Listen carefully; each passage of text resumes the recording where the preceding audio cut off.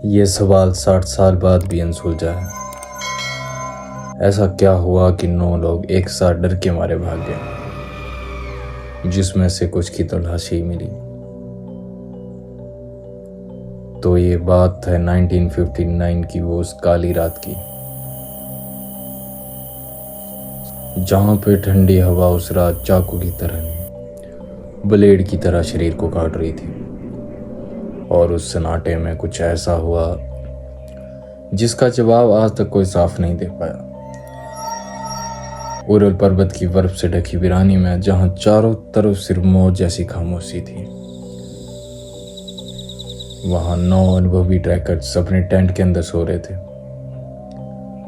उनका एक लीडर था जिसका नाम था इगोर डैथलोव। सब कुछ नॉर्मल था, हंसी मजाक, प्लानिंग और फिर गहरी नींद। लेकिन आधी रात के बाद कुछ ऐसा अजीब हुआ, कुछ ऐसा जिसने सबको नींद से एक झटके में उठा दिया।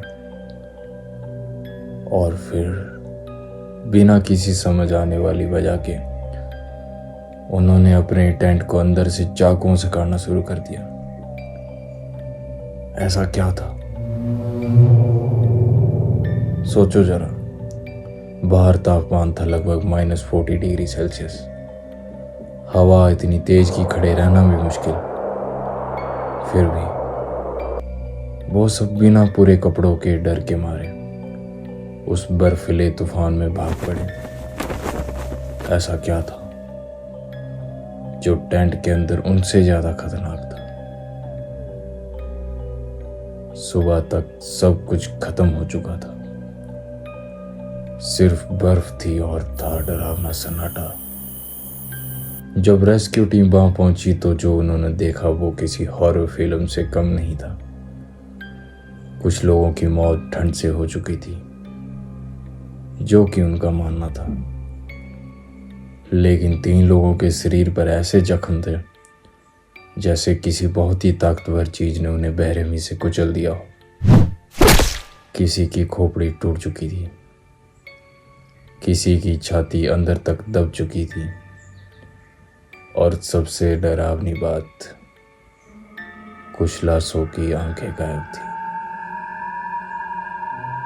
और एक की जीभ तक नहीं थी। लेकिन ना कोई खून के निशान, ना कोई लड़ाई के सबूत, बस बर्फ, खामोशी और एक ऐसा डर जिसे शब्दों में समझाना मुश्किल है। सरकारी जांच में कहा गया कि ये एक शक्तिशाली एवलांच था, लेकिन अगर ऐसा था तो वे इतनी दूर तक क्यों भागे?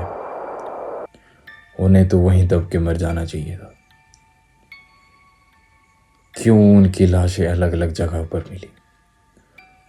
और उनके साथ वो अजीब चीजें कैसे हुई?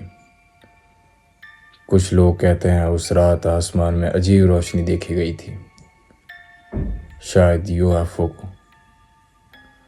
कुछ का मानना है ये किसी गुप्त सैन्य प्रयोग का नतीजा है। लेकिन कुछ लोग ये भी कहते हैं कि वहां उस रात कुछ और भी था, कुछ ऐसा जो इंसान नहीं था। कई तो उसे यति का नाम भी देते हैं। सच क्या है, ये आज भी उसी बर्फ के नीचे दबा हुआ है और शायद हमेशा दबा ही रहेगा।